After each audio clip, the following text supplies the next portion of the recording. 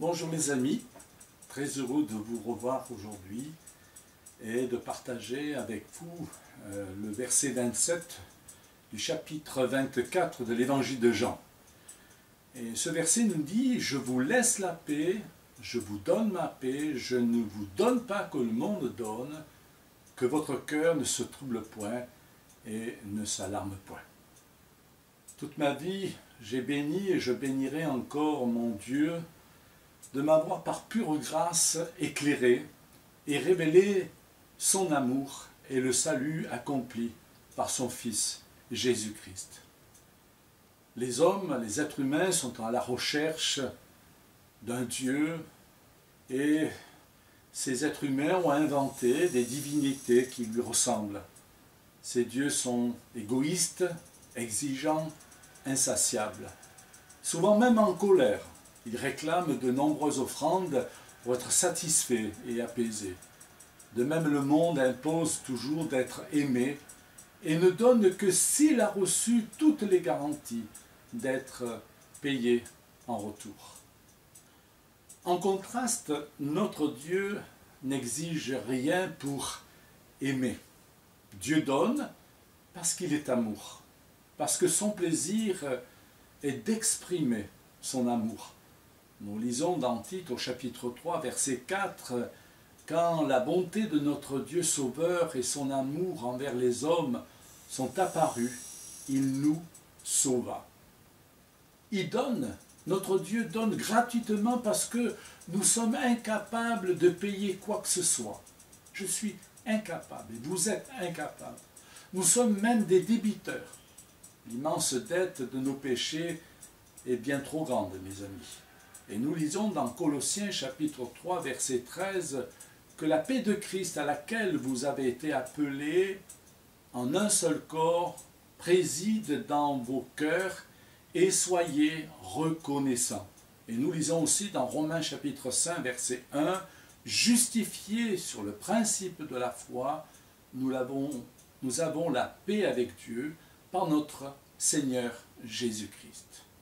Telle est la paix que Jésus nous laisse, me laisse, vous laisse. Nous étions en guerre contre Dieu et maintenant nous sommes réconciliés avec lui.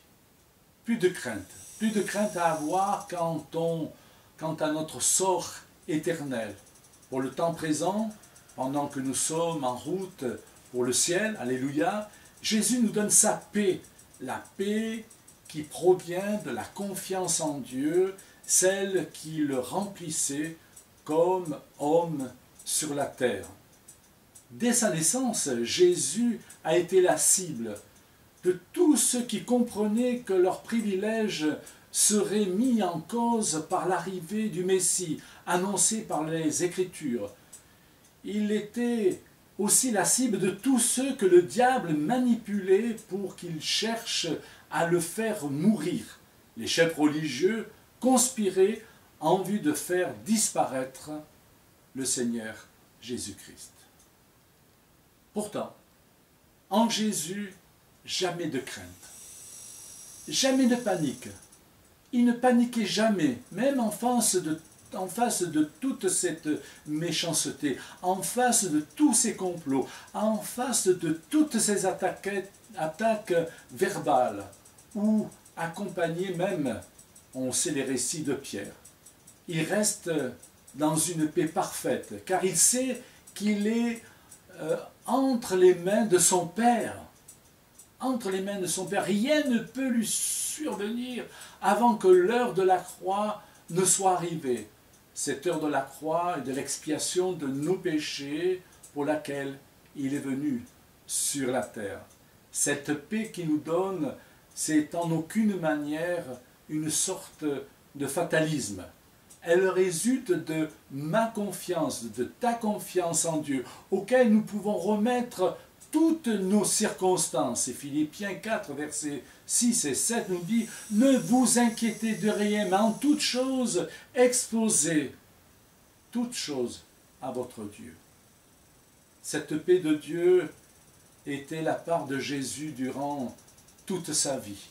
Il nous l'a donnée pour qu'elle préside dans le cœur de chacune et chacun de nous en premier lieu. Et donc, au milieu de ceux qui composent son corps. Mais ce don n'est pas sans prix pour Dieu. Il a donné son Fils unique. Et Jésus s'est donné lui-même en rançon pour nous. La grâce donne, la foi reçoit. C'est grave, mes amis, de refuser un don.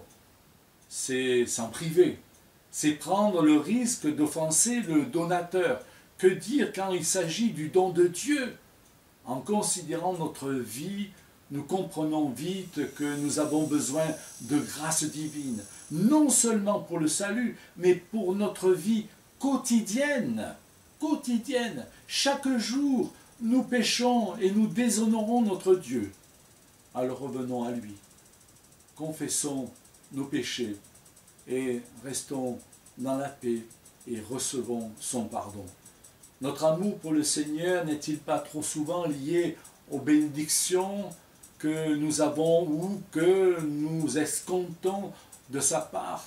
Prions pour que le Saint-Esprit développe en nous un amour détaché de toute préoccupation personnelle.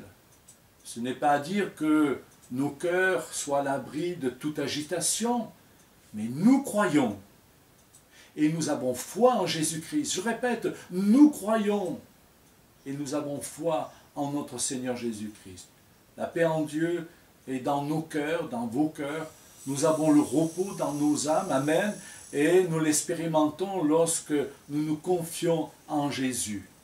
Et même lorsque les circonstances autour de nous sont inquiétantes, restons dans le calme, restons dans la confiance et tournons nos regards et nos prières vers notre Seigneur Jésus-Christ. Que Dieu vous bénisse, que Dieu vous encourage. Celui qui est monté au ciel, il va revenir et il est vivant au siècle des siècles. Prions. Seigneur, nous te remercions pour la présence de ton Saint-Esprit dans nos vies. Et ton Saint-Esprit veut nous conduire sur des chemins de paix, de tranquillité, même si autour de nous tout est bouleversé, agité. Seigneur, nous voulons te dire que nous avons confiance en toi, que nous nous attendons à toi pour tous les instants de notre vie. Ô Seigneur, bénis tous nos frères et sœurs. Tu vois ceux qui sont dans les hôpitaux, qui souffrent. Seigneur, soutiens-les, garde-les et guéris-les. Nous t'en prions au nom de Jésus-Christ. Amen. Que Dieu vous bénisse, que Dieu vous garde et à très bientôt.